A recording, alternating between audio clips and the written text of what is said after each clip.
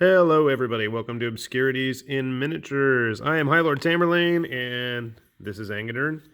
This is Angedern, and this is Angedern. That's right, I finally tracked down the ever-elusive Kickstarter exclusive Angedern with sword and shield. And actually, it's not much of a shield, it's actually the skull of another dragon. Similar blade to what he is currently holding, not that it's on screen. Not super unlike what he is now holding. This is the updated, modernized Angedern sculpt, CG'd and rendered, whereas this is just a variant on the original model here. So, this is a bit new to me. Hopefully it's new to you, and we're going to see just how many parts he has with him. Now, I built this model, obviously, painted it once upon a time, and I had forgotten just how many of these little straps need to get glued on. Here we have both parts of the head and most of the teeth intact. That's always a gamble with a Mierce model. Now, this one came to me from Belgium from a private collection, thanks to the eBay seller who had it. Been wanting that. This is a hip guard, I believe. Torso. Arms actually look about the same. Obviously, we need to put all those spikes and bits on there. We have the lower cloak. We got the feet.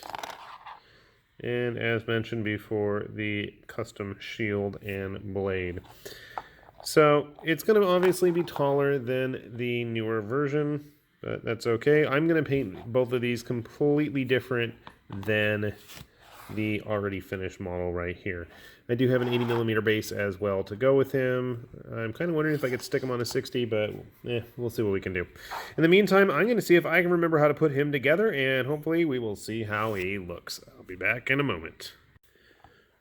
And we have all three Angederns done now. And actually, come to think of it, I have one of each type. Great weapon, two-hand or dual-wielding, and then sword and shield. So you can see, obviously, these two are the same sculpts. There's not going to be a whole lot of difference, just the weaponry in the hands. This is the newer version. Bit different. Honestly, I'm really liking this version a lot now that I've got it.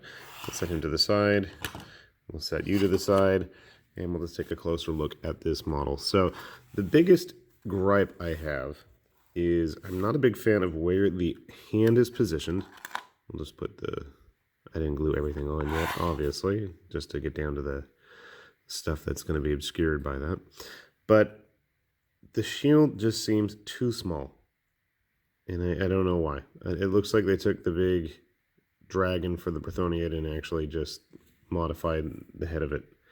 The newer version that is based on the newer sculpt, I feel like the shield itself is a little bit bigger. I mean, I guess it's more realistic, but I don't like how small it is compared to him. Maybe I'm just a bigger fan of the more heroic proportions and more cartoony aesthetic that's been inspired by stuff like War Machine, Warcraft, where, you know, fighter has a shield that's only twice the size of him or something like that. So I don't know.